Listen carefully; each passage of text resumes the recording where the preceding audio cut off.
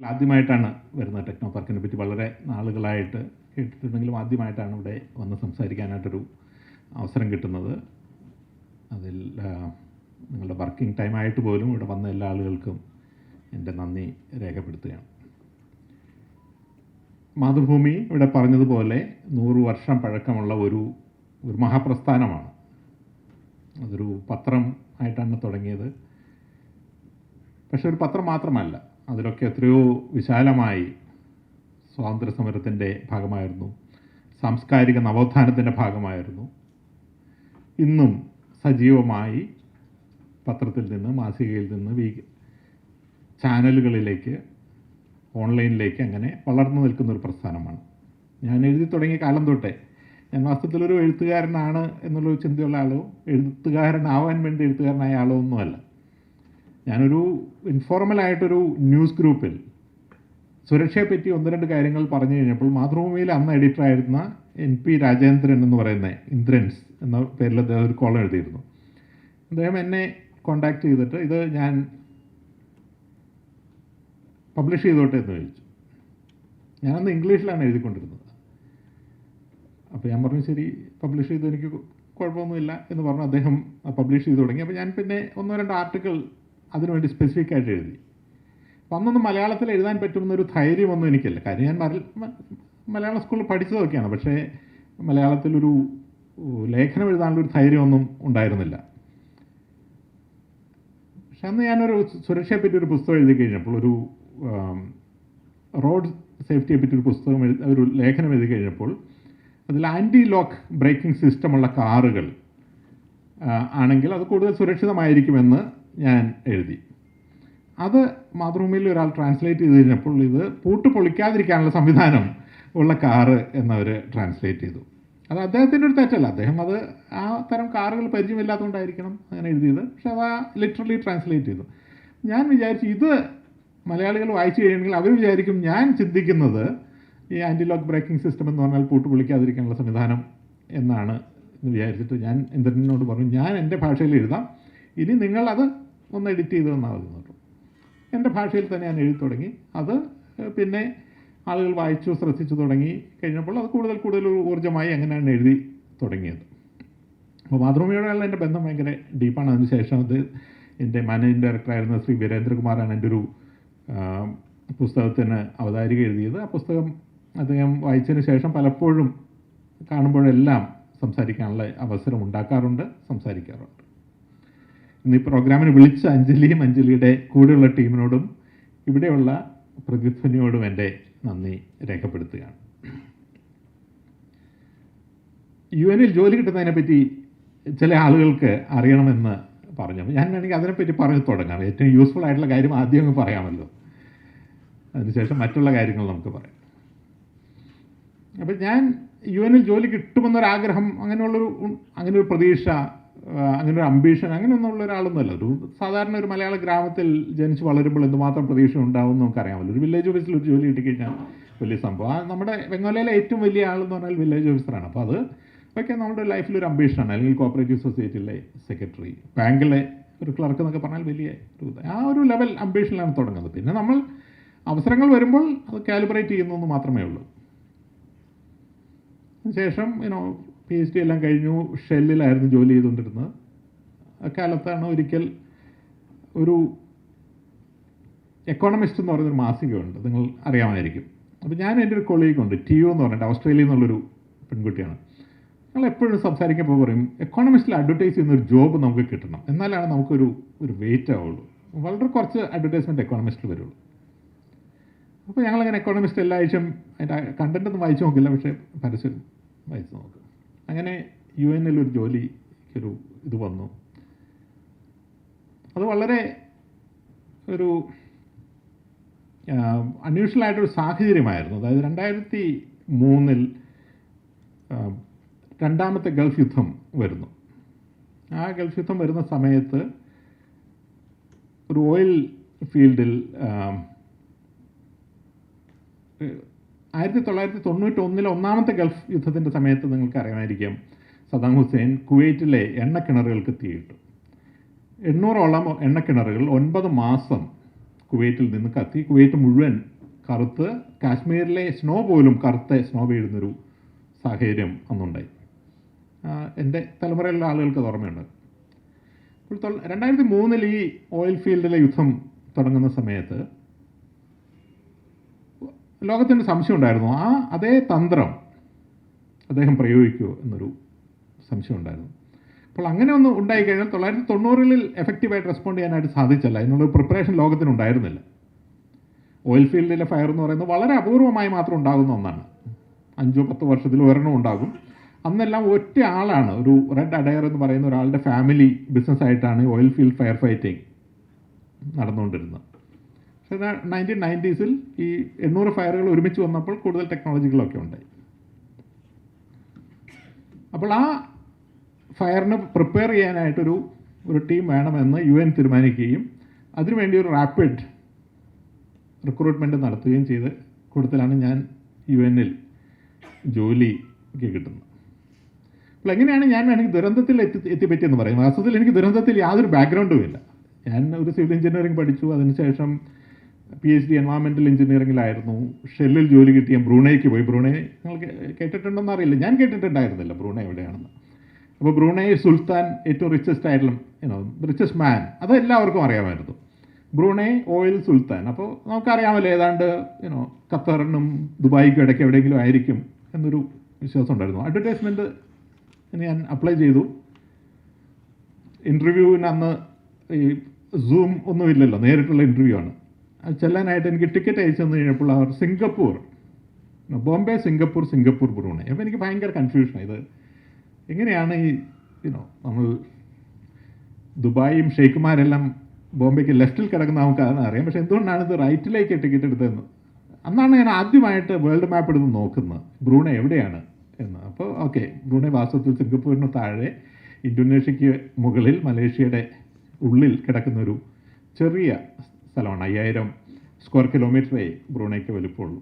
100 kilometre വീതി, 50 kilometre വീതം, 100 kilometre നീളവും 50 കിലോമീറ്റർ വീതിയുമുള്ള ഒരു ചെറിയൊരു രാജ്യമാണ്. അപ്പോൾ ഞാൻ അവിടെ ചെല്ലുന്നു.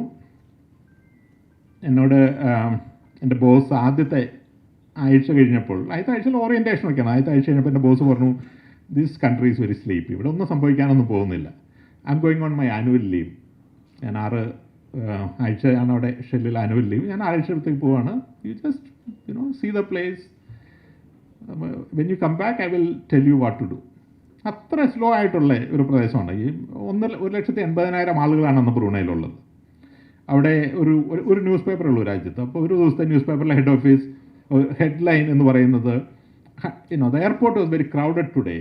180 children went to Cairo for school excursion എന്നുള്ളതായിരുന്നു അന്നത്തെ ഇത്. അപ്പോൾ അതൊക്കെയാണ് അവിടുത്തെ ഏറ്റവും ഭയങ്കരമായിട്ടുള്ള ന്യൂസുകൾ. അങ്ങനെ എൻ്റെ ബോസ് പോയി.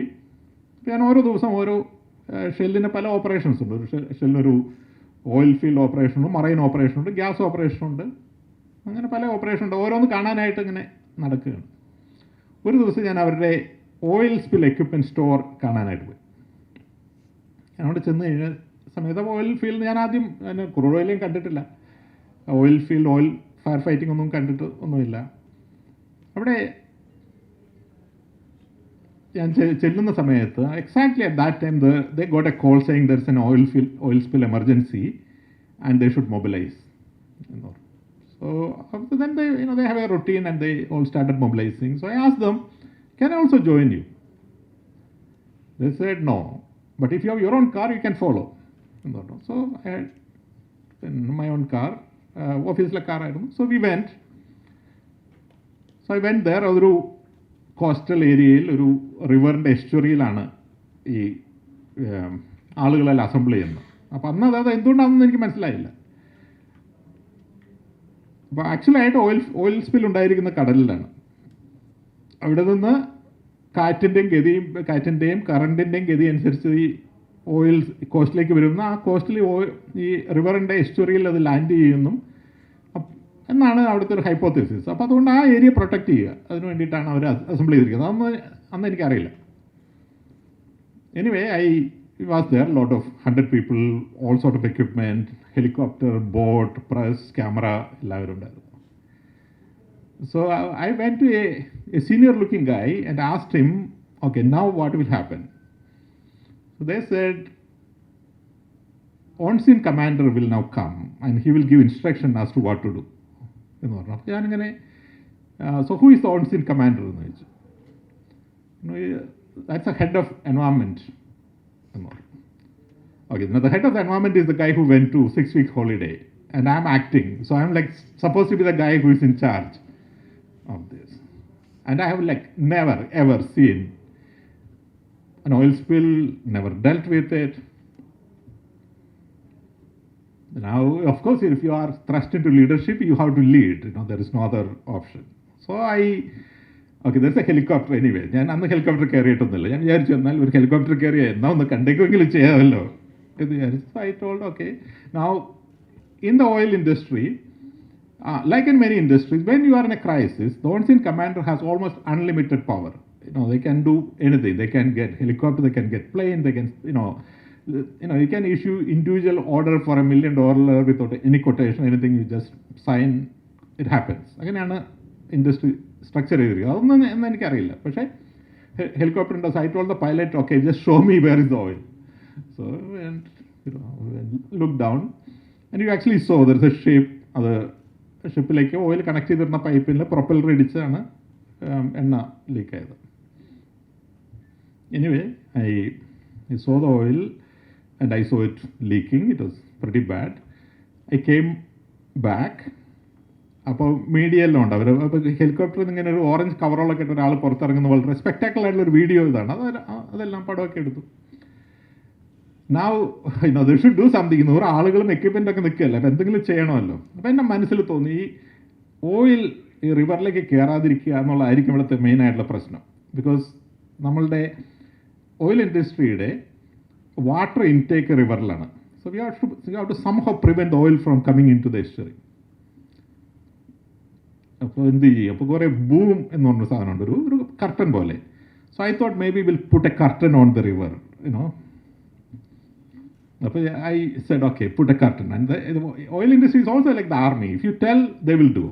Puttu a curtain. അപ്പോൾ ഇവിടെ 10-20 ആളുകൾ നിൽക്കുന്നു, അവർ കർട്ടൻ ലേഔട്ട് ചെയ്യുന്നു, മറ്റേ സൈഡിൽ ആളുകൾ നിന്ന്. അപ്പോൾ ഒരു റിവറിൻ്റെ അക്രോസ് കർട്ടൻ എടുത്തിട്ട് കഴിഞ്ഞാൽ അതിനൊന്നും പിടിച്ചു നിർത്താൻ പറ്റില്ല. So I said you have to get bulldozer. So they got bulldozer. ഭയങ്കരമായിട്ട് പിടിച്ചൊക്കെ നിർത്തി. Anyway, then the night fell. In the daytime, the oil went somewhere. The current and wind changed and the oil went somewhere. And we all went home. രാത്രിയിൽ oil spill നമുക്കൊന്നും ചെയ്യാനില്ല. So next morning, there was this management team meeting and I was invited. By then it was all in the local newspaper. അവിടുത്തെ ഏറ്റവും വലിയ സംഭവമാണല്ലോ. എനിക്കൊന്ന് 10 വർഷത്തിൽ കഴിഞ്ഞിട്ടാണ് oil spill ഉണ്ടാകുന്നത്. So I was like coverall photography എല്ലാം ആയിട്ട്. അപ്പോൾ the management called me, asked what happened. I explained. അപ്പോൾ ഈ പറഞ്ഞ പോലെ PWD അപ്പോൾ തന്നെ പിടിച്ചൊരു അവാർഡൊക്കെ തന്നു. അവിടെ ഷെല്ലിൽ അങ്ങനെയാണ്. നമുക്കിപ്പോൾ if you did something good they will give instantly give you 1 day salary equivalent or 1 month salary equivalent. So I was very proud. 1 month later, 6 weeks later, my boss come back. എന്നിട്ട് പറഞ്ഞു, oh you seems to have some experience. അങ്ങനെയുള്ള ഭാഷയല്ല പുള്ളി ഉപയോഗിച്ചു. പുള്ളിക്ക് അല്പം കുശുമ്പായിരുന്നു. പക്ഷേ you explain to me what happened. So I started explaining this what he said. ഇപ്പോൾ മുരളി ഒരു കാര്യം പറയട്ടെ, ഇത് ചെയ്തെല്ലാം മണ്ടത്തരമായിരുന്നു, പക്ഷെ ആർക്കും മനസ്സിലായിട്ടില്ല. അപ്പോൾ അതുകൊണ്ട് ഞാനൊരു പണി ചെയ്യാം, നിന്നെ സിംഗപ്പൂരിൽ ഞാൻ ട്രെയിനിങ്ങിന് വിടാം. So at least you will know next time it happens what you do. Okay, so I went to Singapore and that's actually then, every other disaster came after that. Luckily, or I shouldn't say even luckily, every place I went disaster, there was disasters. Every place where I went for work, 1995, oil spill within 1 week. 1997, the biggest forest fire crisis in Southeast Asia. 1999, I come to Oman. Actually, under the same boss, boss go for the same 6-week holiday, and I have a huge oil spill fire on land after 30 years. So,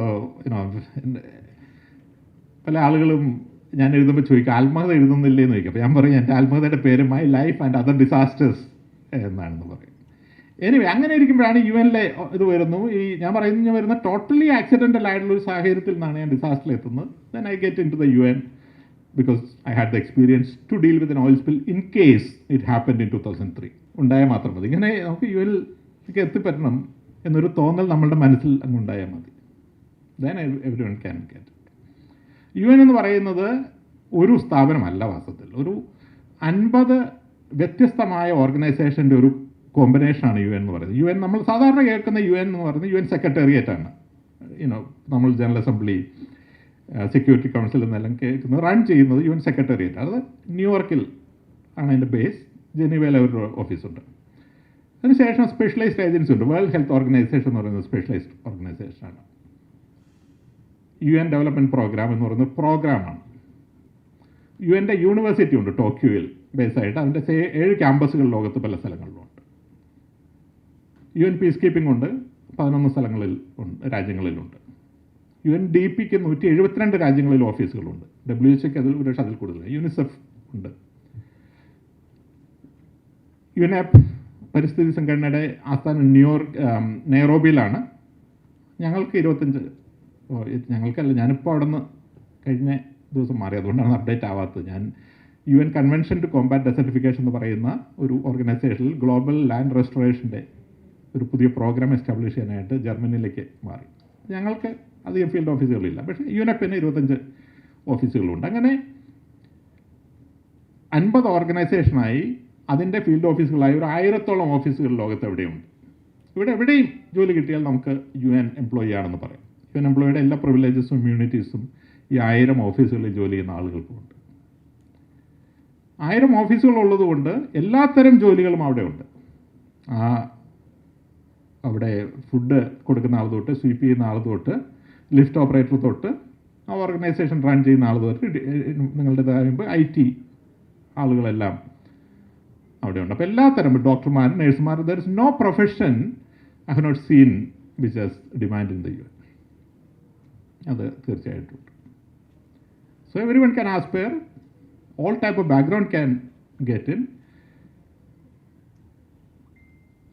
ഏത് രാജ്യത്ത് നിന്നും UNലേക്ക് apply ചെയ്യും. അതൊരു വലിയൊരു advantage. സാധാരണഗതിയിൽ ഇപ്പോൾ നിങ്ങൾക്ക് IT-യിലുള്ളവർക്ക് അറിയാമല്ലോ, ഇവിടെ നിന്നൊരു നമുക്ക് അമേരിക്കയിൽ ഒരു ജോലി ഒരു കമ്പനി ഓഫർ ചെയ്താൽ പോലും നിങ്ങൾക്ക് വർക്ക് പെർമിറ്റ് കിട്ടാനും വിസ കിട്ടാനൊക്കെ ബുദ്ധിമുട്ടുണ്ട്. പക്ഷേ UN ആയി കഴിയുമ്പോൾ അത് UN രാജ്യങ്ങളുമായിട്ടൊരു എഗ്രിമെൻ്റ് ആണ്. If UN offer you a job anywhere in the world, the country has to give a visa. ഇത് അപ്പോൾ ഒരു വിസയ്ക്ക് ഒരു റെസ്ട്രിക്ഷൻ ഇല്ല. വർക്ക് പെർമിറ്റ് എന്നൊരു റെസ്ട്രിക്ഷൻ ഞങ്ങൾക്കില്ല. എനി കൺട്രി, ഇപ്പോൾ tomorrow if I get a job in Syria, then government of Syria would automatically give a visa for me to travel and work permit to work. അപ്പോൾ അങ്ങനെ ഒരു restriction ഇല്ല. So you can apply anywhere in the UN, any part of the world you can apply. And because everyone can apply, naturally lot of people will apply. അതാണ് ഞങ്ങളുടെ biggest challenge. So if there is a job for a IT professional in Geneva, let's say information security, you get 5,000 applications for that. അപ്പോൾ അതിൽ നിന്ന് നമ്മൾ choose ചെയ്യുന്നതെന്ന് പറഞ്ഞാൽ വളരെ ഡിഫിക്കൽട്ടായിട്ടൊരു പ്രോസസ്സാണ്. ബിക്കോസ് വേറെ ഒന്നും ഉണ്ടല്ല, ഞങ്ങൾക്ക് UPSC പോലെ PSC പോലെ ഒരു സംവിധാനമില്ല. അപ്പോൾ എനിക്കാണൊരു ഇൻഫർമേഷൻ സെക്യൂരിറ്റി ആളെ വേണമെങ്കിൽ ഈ 5000 ആളുകളെയും ട്രാൻസ്പെറൻ്റ് ആയിട്ട് സ്ക്രീൻ ചെയ്ത് കൊടുക്കേണ്ട ഒരു ഇതുണ്ട്. അത് അത്ര എളുപ്പമല്ല. നിങ്ങൾക്ക് you can imagine. So you will use lot of artificial intelligence or machine type of screening before you come into this narrow. അപ്പോൾ എങ്ങനെയാണ് ഈ ഷോർട്ട് ലിസ്റ്റിൽ പെടുക എന്നുള്ളതാണ് ഒരു ചലഞ്ച്. അപ്പോൾ അതിനൊരു ഷോർട്ട് കട്ട് ഉണ്ട്. ഷോർട്ട് കട്ട് എന്താണ്? If I put a same job advertisement and I have office in Kabul and I have office in Geneva. So if I put the same terms of reference in Geneva, I get 5,000. If I put in Kabul, I get 5. So if you want to get into the UN, the best is to look for a place where other people don't want to go. And then of course you are, why would I want to go to Kabul? നമ്മൾ ജീവിക്കാനാണുള്ളൊരു തൊഴിൽ വേണ്ടതൊന്നും അല്ലാതെ. And people are, ask me, even, I used to go to Kabul, and UNEPിലായിരുന്ന സമയത്ത് every 3 months I used to go to Kabul. And like, Syria, any place you don't want to go, I have been. And I tell them, എറണാകുളത്ത് നിന്ന് തിരുവനന്തപുരത്തേക്ക് drive ചെയ്യുന്ന risk ഒന്നും കാബൂളിൽ പോകാനില്ല. honestly, I'm not joking, can statistically verify this, 4,000 people used to die per year in Kerala on the road, per year, before COVID. Now, കോവിഡിൻ്റെ സമയത്ത് dip ചെയ്തതിന് ശേഷം ഈ വർഷം അത് it will go back to 4,000. And then, of course, it will go. And you can check how many people die in the bomb blast in Kabul. നമ്മൾ spectacle ആയിട്ടുള്ള ഒരു ഇവൻ്റ് ഒക്കെ കേൾക്കുമ്പോഴത്തേക്കും ഭയങ്കര പേടിയൊന്നും അങ്ങനെയൊന്നുമില്ല. So you shouldn't be worried about going anywhere. And of course, UN has full, protection and security. എന്നെ ഇപ്പോൾ ഞാൻ ലോകത്ത് എത്രമാത്രം ട്രാവൽ ചെയ്യുമ്പോൾ I am more worried about road traffic accident and mosquitoes. മറ്റുള്ള ബോംബ് വരുന്നു നമുക്ക് പേടിയതല്ല. അതെല്ലാം നമ്മളുടെ ഒരു റിസ്കിൻ്റെ ഒരു പെർസെപ്ഷൻ്റെ ഒരു പ്രശ്നമാണ്. നമ്മളുടെ ഒരു ടെററിസ്റ്റ് അറ്റാക്ക് എന്ന് പറയുന്ന ഒരു ഇൻവോളണ്ടറി നമ്മൾ ചൂസ് ചെയ്യുന്ന റിസ്ക് അല്ലാത്തതുകൊണ്ട് നമുക്കതൊരൽപ്പം ഇഷ്ടക്കേടുണ്ട്. ഞാൻ എത്രയോ പ്രാവശ്യം പറയുന്നതാണ് രാത്രി ഡ്രൈവ് ചെയ്യരുത്, എന്നാലും നമുക്ക് സ്ഥിരം കേൾക്കാൻ സാധിക്കുന്നില്ലേ. പക്ഷേ this not what I wanted to talk to you today. But if you have any questions, UN have a job site called inspira.org. If one of you individually want a one-to-one counseling session on how to get a job in the UN, my email is always available and I give regular session. Last month ഞങ്ങളൊരു webinar നടത്തിയിരുന്നു. കേരളത്തിൽ നിന്നുള്ള 3 young ആയിട്ടുള്ള പെൺകുട്ടികൾ UN-ലുണ്ട്. അപൂർവ boss എന്ന് പറയുന്ന ഇപ്പോൾ ഫിലിം ആക്ട്രസ് ഒക്കെ ആയ ആൾ, she is working with me. That's a girl Arpita Varghese, എറണാകുളത്ത് നിന്ന് പോയി ഓക്സ്ഫോർഡിൽ പഠിച്ച് UN വിമന് വേണ്ടി വർക്ക് ചെയ്യുന്നുണ്ട്. കായംകുളത്തുനിന്ന് ദേവശ്രീ പിള്ള, മെനി. പക്ഷേ ഞാൻ പറഞ്ഞത് ഞങ്ങൾ we actually organised a webinar only on UN employment for people from India. പ്രത്യേകിച്ചും people from India, third world has a preference these days. അറിയാമല്ലോ, UN-ലെല്ലാം പൊതുവെ പണ്ട് കാലത്ത് കൂടുതൽ വെളുത്ത ആളുകളാണ് ഉണ്ടായിരുന്നതുകൊണ്ട് ആ ആളുകളുടെ എണ്ണം കുറയ്ക്കാനും മറ്റുള്ള രാജ്യങ്ങളിൽ നിന്നുള്ള ആളുകളുടെ എണ്ണം, പ്രത്യേകിച്ചും സ്ത്രീകളുടെ എണ്ണം കൂട്ടാനുമുള്ളൊരു കോൺഷ്യസ് ശ്രമം നടക്കുന്നുണ്ട്. 50% പാരിറ്റി ഞങ്ങളുടെ പ്രഖ്യാപിത ലക്ഷ്യമാണ്. ലോവർ ലെവലിലെല്ലാം ഓൾറെഡി ആയിക്കഴിഞ്ഞു. അപ്പോൾ എൻ്റെ ലെവലിലൊക്കെ ഓൾറെഡി സ്ത്രീകളാണ് കൂടുതൽ വാസ്തവത്തിൽ. ആൻഡ് ദെൻ അതിൻ്റെ മുകളിലേക്കുള്ള ലെവലിൽ കൂടുതൽ സ്ത്രീകളാക്കാനുള്ള ശ്രമമാണ് നടന്നുകൊണ്ടിരിക്കുന്നത്. So there are particularly encouraged and definitely positive opportunities ഉണ്ട്. So please get in touch, and as you said, if I can get it, any one of you can get it, and should be fine. But I actually wanted to talk to you today about digital transformation. That was my main topic of interest, and this is an audience where I don't have to convince you about digital transformation because you already know about it. ഞാൻ പറയാൻ ഉദ്ദേശിച്ച കാര്യം അതല്ല. ഞാൻ കഴിഞ്ഞ ഒരു 10 ദിവസം മുമ്പ് എൻ്റെ സുഹൃത്ത് സുനിൽ ഇവിടെയുണ്ട്. അദ്ദേഹം എനിക്കൊരു കൺസെപ്റ്റ് നോട്ട് അയച്ചു. കേരളത്തിൽ ഒരു വിജ്ഞാനോത്സവം നടത്തുന്നതിനെ പറ്റിയിട്ടാണ്. അടുത്ത മെയ് മാസത്തിൽ നമ്മുടെ ഫിലിം ഫെസ്റ്റിവലിലൊക്കെ പോലെ വലിയൊരു സംഭവമായിരിക്കും അത്. അപ്പം അതിൻ്റെ കൺസെപ്റ്റ് നോട്ടിൽ 5ാം വ്യവസായ വിപ്ലവത്തിലേക്ക് ലോകം പ്രവേശിക്കുന്നു എന്ന് എഴുതി. ഞാൻ വിചാരിച്ചു 5ാം വ്യവസായ വിപ്ലവം എപ്പോഴാണ് വന്നത്? ഞാൻ എപ്പോഴും ഈ 4ാം വ്യവസായ വിപ്ലവത്തെ പറ്റി പറഞ്ഞുകൊണ്ടിരിക്കുന്ന ഒരാളാണ്. അത് 2013 ഓക്സ്ഫോർഡ് യൂണിവേഴ്സിറ്റിയുടെ Oxford Martin school the future of employment എന്ന് പറയുന്നൊരു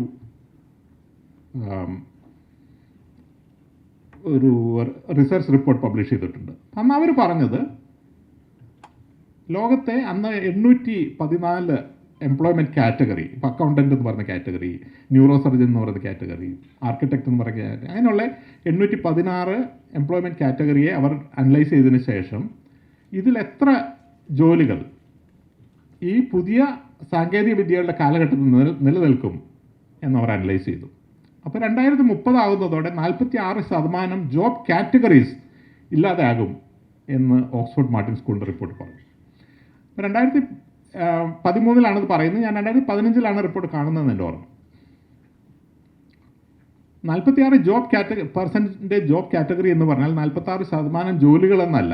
വാസ്തവത്തിൽ അതിൽ എത്രയോ കൂടുതലാണ്. ഡ്രൈവർ എന്ന് പറയുന്നൊരു ജോബ് കാറ്റഗറി, ന്യൂറോ സർജൻ എന്ന് പറയുന്ന ജോബ് കാറ്റഗറി ഒറ്റ ഇക്വലൻ്റ് നമ്പർ ഓഫ് ആളുകളല്ല അതിലുള്ളത്. Driver probably have 100 times more than neurosurgeons. So therefore, if 46% of jobs will vanish, it could probably mean 70% of jobs will vanish.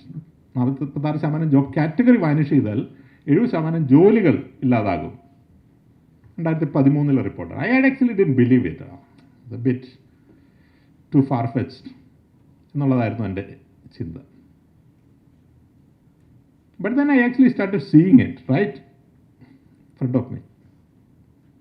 അപ്പം അന്ന് 2010 നമ്മളൊരു എയർപോർട്ടിലേക്ക് പോവുകയാണെങ്കിൽ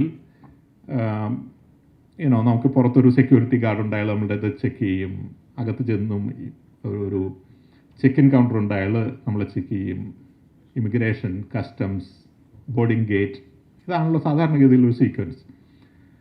ഇന്നിപ്പോൾ നമ്മൾ ദുബായിലെ ഒരു റെസിഡൻ്റ് ആണെങ്കിൽ നമ്മൾ ഒരു മനുഷ്യനുമായി ഇൻട്രാക്ട് ചെയ്യാതെ നമുക്ക് വിമാനത്തിലെത്താനായിട്ട് സാധിക്കും. ഔട്ടർ സെക്യൂരിറ്റി നോൺ എക്സിസ്റ്റൻ്റ് ആണ്. You just walk in to the airport. You would have already online check in, ഇല്ലെങ്കിൽ നമുക്ക് ഓൺലൈൻ അവിടെ ചെക്ക് ഇൻ ചെയ്യാം. നമ്മുടെ ലഗേജ് പ്രിൻറ്റിംഗ് ആയിരുന്നു ലാസ്റ്റ് ഹബിൽ, അത് ഇപ്പോൾ തന്നെ ലഗേജ് പ്രിൻ്റ് ചെയ്യുന്ന മെഷീൻസ് വന്നു. ദുബായ് എയർപോർട്ടിൽ സംസാരിക്കുന്ന റോബോട്ടുകളുണ്ട് നമുക്ക് ഗൈഡൻസ് തരാനായിട്ട്. ഐറിസ് സ്കാൻ ചെയ്തിട്ടാണ് നമ്മൾ റെസിഡൻ്റ് ആണെങ്കിൽ അല്ലെങ്കിൽ വിസ എടുത്ത് അങ്ങോട്ട് പോകുമ്പോൾ സ്കാൻ ചെയ്യും, തിരിച്ച് പുറത്തേക്ക് വരുമ്പോൾ നമ്മളുടെ ഐറിസ് സ്കാനിങ്ങിൽ കൂടിയാണ് നമ്മൾ കടന്നു പോകുന്നത്. അപ്പോൾ ഒരു ഇമിഗ്രേഷൻ എന്ന് പറയുന്ന ഒരു സംവിധാനമില്ല. ബോർഡിംഗ് ഗേറ്റിൽ നമ്മളുടെ QR കോഡ് സ്കാൻ ചെയ്താൽ മതി. So right in front of you 6 jobs have vanished. യൂറോപ്പിലെ എയർപോർട്ടുകളിൽ നമ്മൾ ചെല്ലുമ്പോൾ ചെക്ക് ഇൻ എന്ന് പറയുന്ന ഏരിയ എംപ്റ്റി ആണ്. ഞാൻ ചെല്ലുന്ന സമയത്ത് യൂറോപ്പിലെ സൂപ്പർ മാർക്കറ്റിൽ 50 കൗണ്ടറുകളാണ് നമുക്ക് ചെക്കൗട്ടിന് വേണ്ടി ഉണ്ടായിരുന്നത്. ഇപ്പോൾ ഞാൻ ജനുവരിൽ നിന്ന് പോരുമ്പോൾ ഈ 50 കൗണ്ടർ ഉണ്ടായിരുന്ന സ്ഥലത്ത് 3 കൗണ്ടറുകളിൽ മാത്രം മനുഷ്യരുണ്ട്, മറ്റത് മുഴുവൻ machinery, you do your own. ഇപ്പോൾ അതും മാറി നമ്മൾ ഈ പീസ് അതിൽ നിന്ന് നമ്മളുടെ ട്രോളിയിലേക്ക് ഇടുന്ന സമയത്ത് തന്നെ ഓട്ടോമാറ്റിക്കായിട്ട് ഇത് ചെയ്യുന്നത് ഞാൻ കഴിഞ്ഞ ദിവസം ഐക്കിയയിൽ പോയപ്പോൾ കണ്ടു. So you don't even have to scan it, you just have to drop in to your trolley and then it's all scanned. So this is fourth industrial revolution, ഒരു കോമ്പിനേഷൻ ഓഫ് ടെക്നോളജി. ആ technology മനുഷ്യരുടെ വർക്കിനെ ഇല്ലാതാക്കുന്നു. Technology നിർബന്ധമായി മനുഷ്യനെ ഇല്ലാതാക്കുന്നില്ല, അതിൻ്റെ ആവശ്യം ഇല്ലാതാക്കുന്നു. അതിനെ സമൂഹം എങ്ങനെ കൈകാര്യം ചെയ്യും? ഈ തൊഴിലില്ലാതെ ആകുന്ന ആരുടെ തൊഴിലുകൾ ഇല്ലാതെയാകുന്നു? കാര്യം അപ്സ്കിൽ ചെയ്യാമെന്നെല്ലാം പറയുമെങ്കിലും ഇല്ലാതാകുന്ന തൊഴിലുകൾക്ക് ചെയ്യാൻ പറ്റുന്ന ജോലികളെല്ലാം ഉണ്ടാകുന്നത്. തീർച്ചയായിട്ടും പുതിയ ജോലികളുണ്ടാകും. വേൾഡ് എക്കണോമിക് ഫോറത്തിൻ്റെ 2021 റിപ്പോർട്ടുണ്ട്, future of employment. So they are saying the same. They are saying the same, that jobs will vanish, but also new jobs will come. Not necessarily equivalent numbers, not necessarily in the same place, and not necessarily something which people can upskill automatically to. But drain clean ചെയ്യുന്ന ഒരു ജോലി, അല്ലെങ്കിൽ solar panel clean ചെയ്യുന്നത്, ഞാൻ ദുബായിൽ കണ്ടൊരു കാര്യമാണ്. They have this world's largest solar farm which they have established, concentrated solar power plant. And അവിടെ ദുബായിൽ ധാരാളം പൊടിക്കാറ്റുള്ള സ്ഥലമാണ്. So therefore the panel has to be cleaned very regularly. Reflective mirrors ആണ് അവിടെ. And what they are doing is they are using a drone to go around and take pictures, and that is then fed to some sort of a dust recognition system, and then the artificial intelligence will then program which of this panel has to be cleaned, and then the robot go around and clean all these things. അപ്പോൾ സാധാരണഗതിയിൽ അവിടെ dust തുടച്ചുകൊണ്ടിരുന്ന ഒരാൾക്ക് acquire ചെയ്യാൻ പറ്റുന്ന സ്കില്ലല്ല ഈ drone operating എന്ന് പറയുന്നത്. In many cases ചില സ്ഥലങ്ങളിൽ പോസിബിൾ ആയിരിക്കും. അപ്പോൾ ഈ ഒരു സാഹചര്യമുണ്ട്. There are jobs being vanished in large numbers, in millions or probably even billion, 2.7 billion ആളുകളാണ് വർക്ക് ചെയ്യുന്നതെന്നാണ് പറയുന്നത്. അപ്പോൾ അതിൽ probably half of the job അല്ലെങ്കിൽ more than half will vanish. പുതിയ ജോലികൾ തീർച്ചയായിട്ടും ഉണ്ടാകും, പക്ഷെ അതൊരു ചെറിയ പെർസെൻറ്റേജ് ജോലികളായിരിക്കും. ആ ഒരു സാഹചര്യത്തിൽ സൊസൈറ്റി എങ്ങനെ അതിനെ കൈകാര്യം ചെയ്യും എന്നുള്ളൊരു വെല്ലുവിളിയാണ്. അപ്പോൾ യൂണിവേഴ്സൽ ബേസിക് ഇൻകം എന്ന് പറയുന്നൊരു കൺസെപ്റ്റ്, അതായത് every one, man, woman, child, others, they all get, just because you are bone, you get an allowance from the state, regardless of whether you do, don't do, you work, don't work. And then, if you want to work, that's a choice. But the state has no obligation to give you work. ഇതാണ് universal basic ഇൻകത്തിൻ്റെ ഒരു അടിസ്ഥാനമായിട്ടുള്ളൊരു structure. In 2017, Swiss government already came out with this question: do you want a universal basic income? 2,650 francs, which is about $3,000 per month. അത് ചെറിയ തുകയല്ല. Even Switzerland, you can afford a reasonable life and an annual international travel, etc. with that money. So the government offered this. Do you want this money? $2,600. No questions asked. You don't have to prove anything. പൈസ ഉണ്ടെന്നോ ഇല്ലയെന്നോ നമുക്ക് എന്തെങ്കിലും disability ഉണ്ടെന്നോ ഒന്നും prove ചെയ്യേണ്ട കാര്യമില്ല. Just because you exist you get 2,650. And this is in സ്വിറ്റ്സർലാൻഡിലെ democracy എന്ന് പറയുന്നത് all these questions are asked to people. അങ്ങനെയാണ് സ്വിറ്റ്സർലെ ഡെമോക്രസി വർക്ക് ചെയ്യുന്നത്. So this question was asked, do you want this? And what do you think the answer would be? People would take it or not take it. You don't work. Don't come to work. You just stay and take the money. And most people actually said no, we want to work. Okay, so it didn't pass.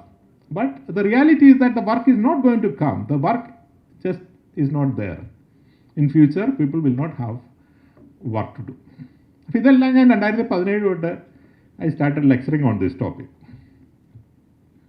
So I think I went to Abu Dhabi in 2018. Abu Dhabi ഞാൻ പോകുമ്പോഴെല്ലാം മലയാളികളുടെ ഒരു കൂട്ടായ്മയുണ്ട്, അവരോട് സംസാരിക്കും. So I was in Abu Dhabi 2019 earlyയിലാണെന്ന് തോന്നുന്നു. So I was talking to a group like that and they said, okay, what jobs will vanish? അപ്പോൾ അതൊക്കെ car ഓട്ടോമേഷൻ്റെ ഒക്കെ ഒരു പ്രതാപകാലമായിരുന്നു. They were expecting cars will be completely automatic very soon, etc. Cars are already automatic and അങ്ങനെയുള്ള കാറുകൾ already ലോകത്ത് സഞ്ചരിക്കുന്നുണ്ട്. ഞാൻ സഞ്ചരിച്ചിട്ടുണ്ട്, driver ഇല്ലാത്ത വാഹനത്തിൽ ഞാൻ യാത്ര ചെയ്തിട്ടുണ്ട്. ഇവിടെ നിങ്ങൾ ഉണ്ടാക്കിയിട്ടുണ്ടെന്ന് അറിയില്ല, ബട്ട് ഇറ്റ്സ് നോട്ട് പോസിബിൾ. അപ്പോൾ ഡ്രൈവറുടെ ജോലിയെല്ലാം വളരെ people assume that it's a dead job. So one person asked me, ജഡ്ജിൻ്റെ ജോലി ഇല്ലാതാകുമെന്ന് ചോദിച്ചു. So I knew, I keep talking about, okay, driver job will vanish. Radiology job, ഗൂഗിളിൻ്റെ ചെറായിരുന്ന ആൾ പറഞ്ഞത്, എയുടെ ചീഫായിരുന്ന ആൾ പറഞ്ഞത്, training radiographers in 2018 is a waste of time because already computers or AI is able to predict diseases much better than human beings, and in another 10 years time they will be much ahead. അപ്പോൾ ഇന്ന് train ചെയ്യുന്ന ആളുകൾ ഉള്ള ആളുകൾക്ക് they can continue, they can adapt, etc. But if you train them now, then you have to think that next 30 years they would need some sort of an employment that will not exist. So they will have to end up doing something else, hospital management, cook, whatever. ഇതൊക്കെയാണ് സാധാരണ പറയുന്നത്. Then there is a judge. So judge, human, emotion, complication. So I said, that job seems to be safe. Judge. 6 months later, I read that in Estonia, they already introduced human, AI judges. So what they do is that all the financial cases, you file your case with the computer. 24 hours later, you have a judgment. Okay, in many financial cases in India also, people would rather have a judgment rather than wait for 10 years to wait for some, due process, etc. Now, if on the first line you have a problem, you can go to appeal to a human judge. But the first one, and in most cases, people will be very happy to have some judgment and then get finished with it. So AI judges already exist. As you know, Estonia is the sort of the front end, the cutting edge of e-governance and AI and so on. So I have been talking about all this for a while, and then in 2019 December, in Geneva in UN, you have every year there are 9,000 meetings being held. There are, I think, 26 UN agencies there, and everyone is meeting all the time. So every day we get list of 200-300 meetings being held. So I was looking through this one day, and I saw the Minister for Artificial Intelligence of UAE will speak. Okay, now I didn't know that there is a Minister for Artificial Intelligence anywhere in the world. Just out of curiosity, I went. So I went and I saw this person, I think Mr. Lama is his name. He was 29 years at that time. He became minister at 27. And then I listened to the lecture. Absolutely fascinating. And he was explaining how, പുള്ളിയുടെ അഭിപ്രായത്തിൽ, Arab world lost the technology edge, ടെക്നോളജിയിൽ forward ആയിരുന്ന ആളുകൾ, ആസ്ട്രോണമിയിലൊക്കെ മുന്നിൽ നിന്ന ആളുകൾ printing റെവല്യൂഷൻ്റെ സമയത്ത് ആ ടെക്നോളജി അഡോപ്റ്റ് ചെയ്യാത്ത കാരണം എങ്ങനെയാണ് എഡ്ജ് പോയതെന്നും എങ്ങനെയാണ് they are trying to capture it back. So what they are trying to do or they are done, ദുബായിൽ 93 സെപ്പറേറ്റ് ഗവൺമെൻറ് ഡിപ്പാർട്ട്മെൻറ്റുകളുണ്ട്. ഇപ്പോൾ ഹെൽത്ത് ആണെങ്കിലും ട്രാൻസ്പോർട്ട് ആണെങ്കിലും ടൂറിസം ആണെങ്കിലും. ഇവിടെയെല്ലാം വളരെ സീനിയർ ആയിട്ടുള്ളൊരു ഡയറക്ടറെ അവർ ചൂസ് ചെയ്തതിന് ശേഷം they had an agreement with Oxford University and then created AI in governance with ഓർമ്മ ശരിയാണെങ്കിൽ Said school of business. And then they sent all of them to Oxford for a 1-year course. So they explained how AI can be used for improving governance. And then they brought back, and each of them will then think in their department how AI can be used to power, to improve services and so on and so forth. So that's the fundamental AI in governance architecture for UAE. 2030-31 ആവുന്നതോടെ ലോകത്തിലെ AI-യുടെ ഏറ്റവും ഫ്രണ്ടിലെത്തണമെന്നാണ് അവരുടെ ഉദ്ദേശം, Estonia എല്ലാം cover ചെയ്തിട്ട്. So that's the first thing. But the second element of that is that they said they are going to establish a university for artificial intelligence, the first university for AI. And that will produce more students of AI. They will bring people from other places. And they said then anybody with a master's degree in AI from anywhere, any of the good institutes around the world, will have a free visa to come to UAE and then start to work. So this all 2019. And then of course COVID came, and I didn't know what happened. And then 2021 November, the COVID started going down, and then Dubai was hosting the expo. So I said that I'm going to expo, so let me check if all this dream he had put together avade undo narayanayata I wrote, and I found that the university actually has been established. So I actually went to the university. If any of you work in the AI field, you should aspire to go there and work, or at least get in touch. Very cutting edge work, faculty from all parts of the world, etc., etc. Anyway, the point I'm making is that the world had changed dramatically into this fourth industrial revolution as a combination of all this. And I'm sure none of this is news to you. But then I said I suddenly heard about this fifth industrial revolution. So I said, oh, is it real? Did the fourth one pass by? Because I was trying to bring the fourth one to Kerala. Now the fifth one is already here. So what happened to the fourth one? So yes, indeed there is a talk that the data leveraged movement was not so much of a human friendly. So how do you create a human friendly, technology driven new industry? That's the fifth industrial revolution. But during the time when I was reflecting on the fourth industrial revolution, I was already thinking, how do you bring all these changes to Kerala? എൻ്റെ എല്ലാ സമയത്തും എൻ്റെ ലോകം എല്ലാം കാണുമ്പോഴും എൻ്റെ dreams എല്ലാം കേരളത്തിലേക്കാണ്. Because as I said, in Dubai, if you get into a plane, you can theoretically get into the plane without talking to any human being, without anybody touching, there's not even a boarding pass. But if you want to get out of Kerala back to Dubai, you still go through the same process. You have the outer security, you have the inside CASF, you have the check-in counter, you have the immigration, you have the customs, you have the boarding pass, plus the policeman on the gate of the police. So things have changed on that end, but ഈ സൈഡിൽ കാര്യങ്ങൾ മാറിയിട്ടില്ല. ഇത് വളരെ sad ആയിട്ടുള്ളൊരു കാര്യമാണ്. അനവധി രംഗം നിങ്ങൾക്ക് അറിയാവുന്നതാണ്. നിങ്ങൾ ഈ ടെക്നോ പാർക്ക് എന്നൊക്കെ പറയുന്ന ഒരു ഐലൻഡ് ഓഫ് ടെക്നോളജിക്കൽ എക്സലൻസ് ആണ്. നമ്മളുടെ majority of our social thing is not fourth industrial revolution, not third industrial revolution. Many practices are probably pre-industrial revolution. ഞാൻ സിവിൽ എഞ്ചിനീയറിംഗിൽ വർക്ക് ചെയ്യുന്ന ആളാണ്. ലോകത്ത് എനിക്ക് തോന്നുന്നപ്പോൾ റോമൻ കൺസ്ട്രക്ഷൻ്റെ കാലത്തുള്ള ടെക്നിക്കുകളെല്ലാം ഇപ്പോഴും ഉപയോഗിക്കുന്നുണ്ട്. ഒരു സിമെൻറ്റ് ചട്ടിയിൽ എടുത്തു, അടുത്ത ആൾക്ക് കൊടുത്തു, അടുത്ത ആൾ മുകളിലേക്ക് കൊടുത്തു. അത് it doesn't exist anymore. 3D പ്രിൻറ്റിങ്ങിൽ വീടുകൾ ഉണ്ടാക്കുന്ന കാലഘട്ടമാണ്. ഡേറ്റ എന്ന് പറയുന്നത് എങ്ങനെ ഉപയോഗിക്കാം എന്നുള്ളതിനെ പറ്റി നമുക്ക് വാസ്തവത്തിലൊരു കറക്റ്റായുള്ള പെർസ്പെക്റ്റീവ് ഞാൻ അനവധി നാളുകളായിട്ട് പറയുന്നൊരു കാര്യമുണ്ട്. KSRTC എപ്പോഴും നഷ്ടത്തിൽ നടക്കുന്നൊരു സംവിധാനമാണ്. ഒരു ദിവസം 36 ലക്ഷം ആളുകളാണ് KSRTC കോവിഡിന് മുമ്പ് യാത്ര ചെയ്തുകൊണ്ടിരുന്നതെന്ന് പറഞ്ഞത്. ഇപ്പോൾ എത്രയാണെന്ന് എനിക്കറിയില്ല. പക്ഷേ ഈ 36 ലക്ഷത്തിൽ അത്ര ആളുകളുടെ ഡേറ്റ KSRTCൻ്റെ അടുത്തുണ്ട്. ഇല്ല, KSRTC ഏതെങ്കിലും കൺസെഷനൊക്കെ ഉണ്ടെങ്കിൽ മറ്റു ആളുകൾ വരുന്നു ടിക്കറ്റ് മേടിക്കുന്നുള്ളത് ആളുകളുടെ ഇതിനെപ്പറ്റി യാതൊരു ഐഡിയയും KSRTCക്ക് ഇല്ല. എനിക്ക് 978 തോന്നുന്നു ടെസ്കോ എന്ന് പറയുന്ന സൂപ്പർ മാർക്കറ്റ് കമ്പനിയിൽ ഒരു പ്രൈവറ്റ് ഇൻഡിവിജ്വൽ ചെന്നിട്ട് അവരോട് പറഞ്ഞു, എനിക്കൊരു നിങ്ങളുടെ കസ്റ്റമേഴ്സിന് ലോയൽറ്റി പ്രോഗ്രാം കൊടുക്കാനുള്ള ഒരു അനുവാദം എനിക്ക് തരാമെന്ന് വെച്ചു. ടെസ്കോ അല്ല ലോയൽറ്റി പ്രോഗ്രാം തുടങ്ങിയത്. Said you share your detail with us and then how much you consume, we will give you a discount.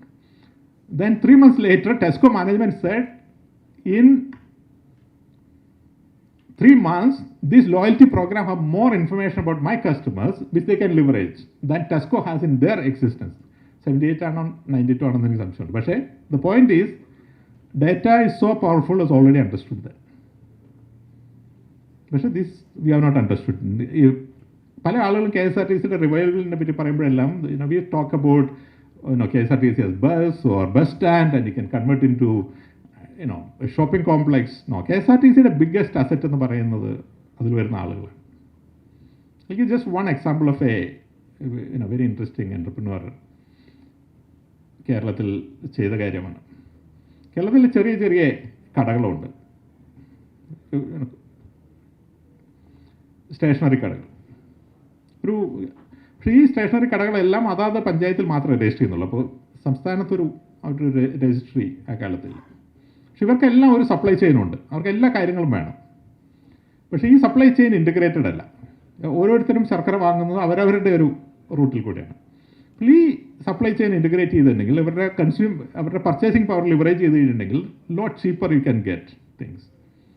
പക്ഷേ ഇവരുടെ മൊത്തമായിട്ടുള്ള ഡേറ്റ ലഭ്യമല്ല. So one guy thought, how do I get this data? അപ്പോൾ government ഓഫീസിലൊക്കെ പോയി നടന്നു, രക്ഷയില്ല. ഓരോ പഞ്ചായത്തിൽ ഈ 960 പഞ്ചായത്തുകളിൽ നമുക്ക് പോയി നടക്കാനായിട്ട് സാധിക്കില്ല. So he had A brain wave. കേരളത്തിൽ സിഗരറ്റ് വിൽക്കുന്ന കമ്പനികൾക്ക് ഇവരെല്ലാമായിട്ട് ബന്ധമുണ്ട്. അപ്പോൾ ഇവരുടെ എല്ലാം ഡേറ്റ ഈ സിഗരറ്റ് കമ്പനിക്കാരൻ്റെ അടുത്തുണ്ട്. So just by using that hook he manage to get 80,000 ആളുകളുടെ ഡേറ്റ കിട്ടി. അവരുമായിട്ട് ഇത് ചെയ്തിട്ട് now he is making it a big project. So there are huge opportunities. Yesterday we were talking to the Minister for Agriculture and I asked him about the nurseries in Kerala. വലിയ ഒരു കോവിഡിന് മുമ്പ് തന്നെ ഉണ്ടായിരുന്നു, പക്ഷേ കോവിഡിന് ശേഷം explosive growth ആണ്.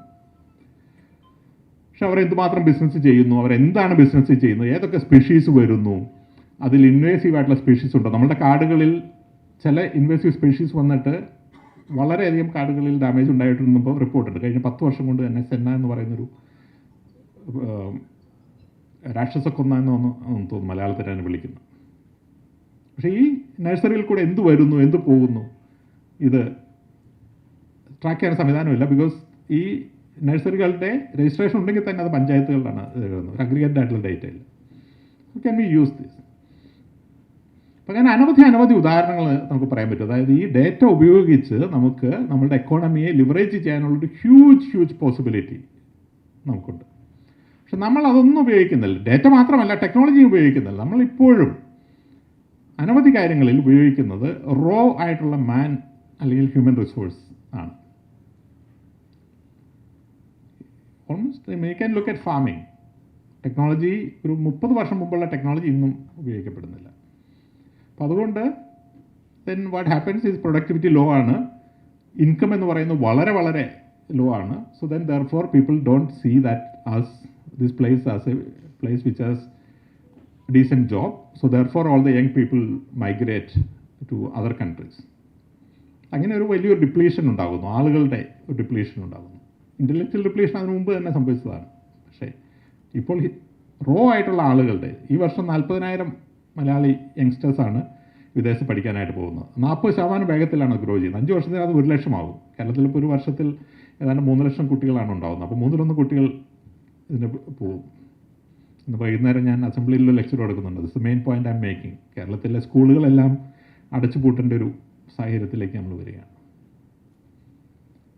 So in effect the point I wanted to make is that ഈ ടെക്നോളജിയുടെ 4ാം വ്യവസായ വിപ്ലവം എന്ന് പറയുന്നത് ഇറ്റ് പാസ്ഡ് അസ് ബൈ. നമ്മൾ ആ സമയത്ത് അത് ഉപയോഗിച്ചില്ല. ഇന്നും നമ്മളത് ഉപയോഗിക്കുന്നില്ല. ഇപ്പോഴും അവസരങ്ങളുണ്ട്. I probably just say one more thing and I'll stop and I'll take some questions because I mentioned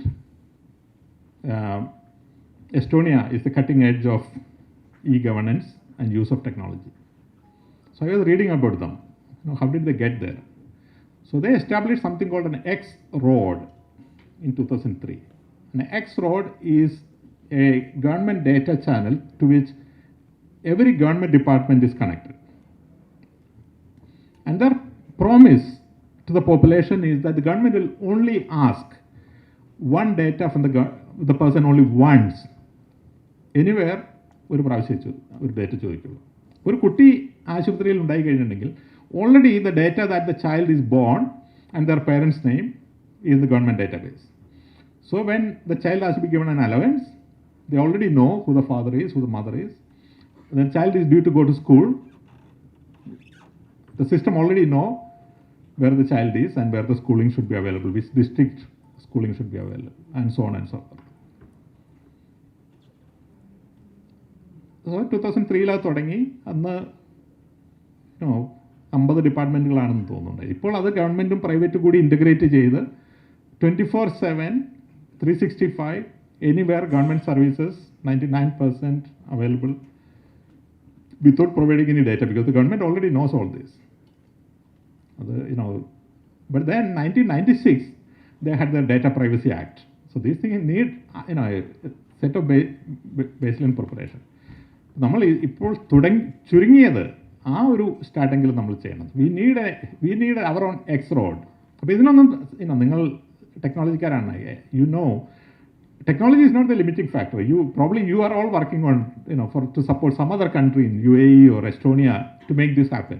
So നമ്മളുടെ ചുറ്റും if you want something, you still have to provide the data again and again and again. എൻ്റെ മകൻ കഴിഞ്ഞ വർഷം commerce graduate ചെയ്തൊരു കേരളത്തിലെ ഒരു യൂണിവേഴ്സിറ്റിയിൽ നിന്ന്. So you have to actually get a degree certificate. And I was going through the process of how to get a degree certificate. അപ്പോൾ പ്രൊഫഷണൽ സർട്ടിഫിക്കറ്റ് ആദ്യം വേണം. ഈ പ്രൊഫഷണൽ സർട്ടിഫിക്കറ്റിന് വേണ്ടിയിട്ട് നമ്മളുടെ SLC ബുക്ക്, +2, മൈഗ്രേഷൻ സർട്ടിഫിക്കറ്റ്, വേറെ എന്തോ ഒക്കെ ഈ യൂണിവേഴ്സിറ്റി ഇഷ്യൂ ചെയ്ത എല്ലാ മാർക്ക് ലിസ്റ്റിൻ്റെയും കോപ്പി പ്രിൻ്റ് ചെയ്ത് അതിൻ്റെ മുകളിൽ ഒപ്പിട്ട് സ്കാൻ ചെയ്ത് യൂണിവേഴ്സിറ്റിക്ക് കൊടുത്തു കഴിഞ്ഞാലാണ് നമുക്കൊരു പ്രൊഫഷണൽ സർട്ടിഫിക്കറ്റ് കിട്ടുക. ഈ യൂണിവേഴ്സിറ്റിയിലുള്ള അതേ പേപ്പറാണ്, പക്ഷേ നമ്മൾ സൈൻ ചെയ്ത് സ്കാൻ അത് പ്രിൻ്റ് ചെയ്യണം, അത് കൊടുക്കണം. അത് ഞാൻ പോയ യൂണിവേഴ്സിറ്റിയിൽ അത് ഓൺലൈനായിട്ട് സബ്മിറ്റ് ചെയ്യാനുള്ള ഇതുണ്ട്, പക്ഷേ മറ്റൊരു യൂണിവേഴ്സിറ്റിയിൽ അതുമില്ല. അത് മൊത്തം പ്രിൻ്റ് ചെയ്ത് യൂണിവേഴ്സിറ്റിയിൽ എത്തിക്കണം. അങ്ങനെ നമുക്കൊരു പ്രൊഫഷണൽ സർട്ടിഫിക്കറ്റ് കിട്ടും. അതിനുശേഷം ഈ പ്രൊഫഷണൽ സർട്ടിഫിക്കറ്റ് നിന്ന് നമുക്ക് ഡിഗ്രി സർട്ടിഫിക്കറ്റ് കിട്ടണമല്ലോ. അപ്പോൾ ഡിഗ്രി സർട്ടിഫിക്കറ്റ് എന്ത് വേണം? 10ാം class, pre degree, migration certificate. ഈ പ്രൊഫഷണൽ സർട്ടിഫിക്കറ്റ് എന്തൊക്കെ സർട്ടിഫിക്കറ്റ് കൊണ്ടോ ഇതെല്ലാം plus the professional certificate, sign, thing, scan, upload. University ഇങ്ങനെ ഈ മാത്രം.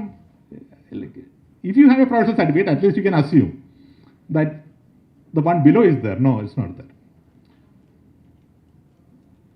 Now I asked somebody else do you know why the professional certificate happened? Professional certificate ഉണ്ടായത് ഈ സ്വാതന്ത്ര്യത്തിന് മുമ്പൊക്കെയുള്ള കാലഘട്ടത്തിലൊക്കെ ഡിഗ്രി സർട്ടിഫിക്കറ്റ് വർഷത്തിൽ ഒരു പ്രാവശ്യം കൊടുത്തിരുന്നുള്ളൂ. അന്നൊരു സിൻഡിക്കേറ്റ് കൂടി തലയിൽ തൊപ്പിയൊക്കെ വെച്ചിട്ടാണ് കൊടുത്തിരുന്നത്. അന്ന് ഡിഗ്രി കിട്ടുന്നത് എനിക്ക് തോന്നുന്നു 300-400 ആളുകളേ ഉള്ളൂ. ഇപ്പോൾ ഗാന്ധി യൂണിവേഴ്സിറ്റിയിൽ നിന്ന് എനിക്ക് തോന്നുന്നു 2 ലക്ഷം ആളുകൾ ഇപ്പോൾ. അപ്പോൾ അവർക്ക് vice chancellor issuing degree certificate every day. അപ്പോൾ ഒരു പ്രൊഫഷണൽ സർട്ടിഫിക്കറ്റ് എന്ന് പറയുന്നത് ഇൻറ്ററിം മെഷറിൻ്റെ ആവശ്യമില്ല. They can already give it. So again the process changes hasn't happened. I would stop at this and I'll just say by positive thing that these are all huge opportunities that we are just beginning. So if you were to use data, if you were to use technology, our economy is like the gold rush in California 200 years back. Huge landscape. But we need that policy shift to happen. I hope that happens. I hope that happens under your watch. Our generation probably is not winning, but I hope it happens under your watch. I want to thank you all for your time. ഇത്ര നേരം ഇരുന്ന് കേട്ടതിൽ സന്തോഷം. മാതൃഭൂമിക്ക് പ്രത്യേകമായിട്ടുള്ള thank you. ചോദ്യങ്ങളുണ്ടെങ്കിൽ ഉത്തരം പറയാനായിട്ട് ഞാൻ തയ്യാറാണ്. നിങ്ങൾക്ക് എത്രമാത്രം സമയം അലോട്ട് ചെയ്തിട്ടുണ്ട്, നിങ്ങൾക്ക് സമയമുണ്ടോ എന്ന് എനിക്കറിയില്ല, പക്ഷേ I have some more time. Thank U.